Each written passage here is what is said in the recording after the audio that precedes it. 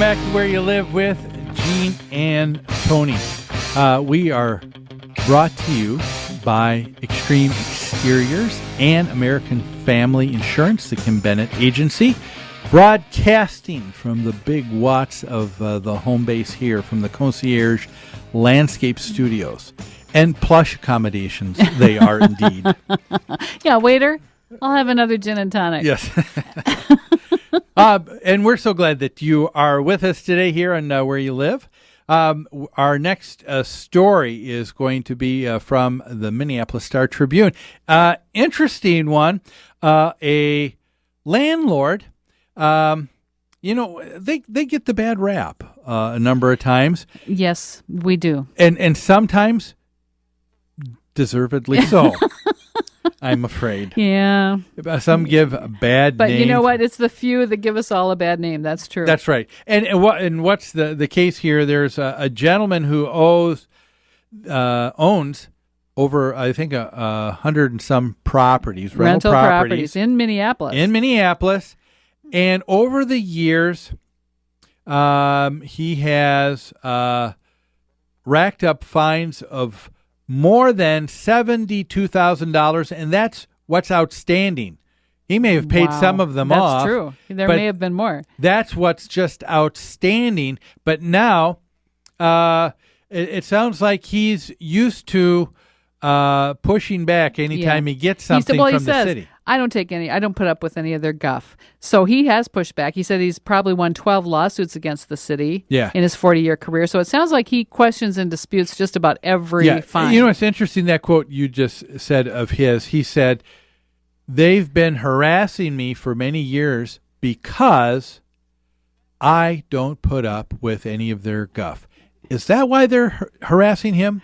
Because he doesn't put up with their guff? No, that's his spin on the situation. I think there's some other things going on, but in this particular case, he pushed back on an instance. This is where it looked like the city thought that they had him dead rights and boarded up a property. Yeah, they had condemned a home because of one of his rental properties because of a safety concern over the furnace. Issue. Yeah. So they came and boarded up the home, but they damaged new aluminum siding and trim in doing that. Yes, and this was back in 2009. Well, he was able to, a couple years later, I suppose, going to court, won, and the city said, you know what, or the judge determined, you know what, City, I think you overstepped. You were in the wrong here. You overstepped your bounds a little bit too quickly here. Pay him $4,800. Was it $4,800? Yeah. Oh yeah, $4,830. So the question is, he owes the city $72,000. Do they really have to shell out $4,800 for this judgment? Well, that's what some people are really up in arms about, because they're saying, "How can this be?" Right. That's right. And I've got to admit, it made me wonder, how can this be too? Because there's something that, I've talked to you about before, and that is, I'm thinking of what other attorneys have talked about in the past, what's called the principle of offset. Right. You were explaining to me what that was. I hadn't heard that before. So tell me. And with the principle of offset, for our listeners, how that works, if person A owes money to B, and B owes money to C, C can go to A and get the money. Gotcha. So they're not going directly just to the person that owes money. They go to, they know that here's money coming to that individual. Here's another example that I think many of us have experienced. A couple of them, actually. If I owe federal student loans, and in 2012 I do my tax return and I'm anticipating a tax refund, the Federal Student Loan Corporation will keep that refund against what I owe, right? Principle of offset. That's right. Another one is if I get a renter's credit from the state of Minnesota and I get some money coming to me in that regard, I'm not going to get that money if I owe other taxes to the state of Minnesota. The same thing. How about income taxes too? You owe income taxes, let's say, for the last 3 years. However, this year now you have a refund. You have a refund coming. They're not going to give you the refund. They're going to apply it first to the outstanding debt. So that's the principle of offset. Principle of offset. Now, we've done that with homeowner associations when it comes to insurance claims. Okay. We had one instance where there was a huge tornado, did damage to the exterior, interior of over 100+ units. And the insurance policy for the master association said that they would bring things back to original design, okay? And so there was money that was being allotted to each homeowner who had damage to the interior of their home. Well, the association realized the insurance had proceeds coming in, but there was about 6 or 7 members who owed the association money. So the association just deducted that money and gave them the balance. Yeah. Were they upset? Yes. Principle of offset. But Sure. like you pointed out, it happens all the time. That's right. So why do you think it doesn't happen in this situation? There's I suppose there's a couple reasons.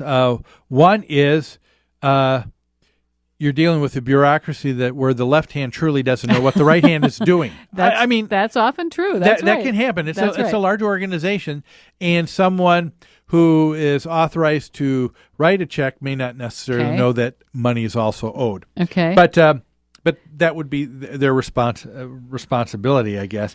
But another could be that this person is cagey enough and has taken these 105 properties and put them in various LLCs or various corporations. Sure. So what one property owes in fines is not necessarily payable by another property because it's a separate entity. Yes, because and anytime you do that, anytime you set up a different entity, an LLC, an S corp, what you're doing is the state, the government looks at it as a different individual, even though there may be same ownership. So that would be one reason why the money wouldn't come. But we don't know that from this article, do we? Well, no, we don't. Another reason I thought of was if he's still disputing some of these fines and fees, it could be that it's not. It hasn't been settled. It hasn't been settled that he actually owes them. This is just the claim right now that someone's using that. That would be another one. But another question that came to my mind, I mean, it would seem to me, we had council member Don Samuels on maybe about a month and a half ago. Yep. And he was talking about a case of a landlord who just owned 16, 17 properties, but they had been dealing with city ordinance issues and with city inspectors for quite a number of years. And the city finally turned to them and said, we're just not granting you a rental license on any of your properties. We're revoking all of it. your rental licenses on all of your properties. That's right. It sounds like to me this is something that hasn't happened overnight. Exactly. And if it hasn't, then it makes me wonder. I wonder why the city has not done this, because why haven't they revoked some of these licenses? Yeah, I mean, to me, they could run into some issues if they're not being even-handed and fair in dealing with all landlords. It could be. Well, they could be open to that accusation, couldn't they? But I know that the tenants support organizations like Homeline and Legal Aid have fought that action by cities because they do not want to make these renters homeless. You're right, and that has always been people have looked at that as sort of odd bedfellows. It seems contradictory because they're also fighting for tenants' rights to live in safe, functional housing, and they do want that. But on the other hand, they don't want the city to avail itself of all its methods of correction. So what you're saying is that a higher degree of importance for them is having what would be considered affordable housing versus safe housing. Yeah. Well, I guess when it comes right down to it, you know, I'm sorry I can't remember the name of the gentleman we've spoken to from Homeline a couple of times. Dang, Oh yeah, he was the director. I know who you're talking he's a about. fabulous guy, and it would be great to have him on again. He's a very passionate spokesperson for his cause, and he's fun to talk to. Yes, we should have him Yeah. back on and talk to him Yeah. about this particular situation. Well, hey, we're going to take a break, folks. Don't go away. One more segment. We've got one last story coming out of Colorado. They have come up with a bill to define transparency and what that means for a homeowners association. We'll talk about that after these messages.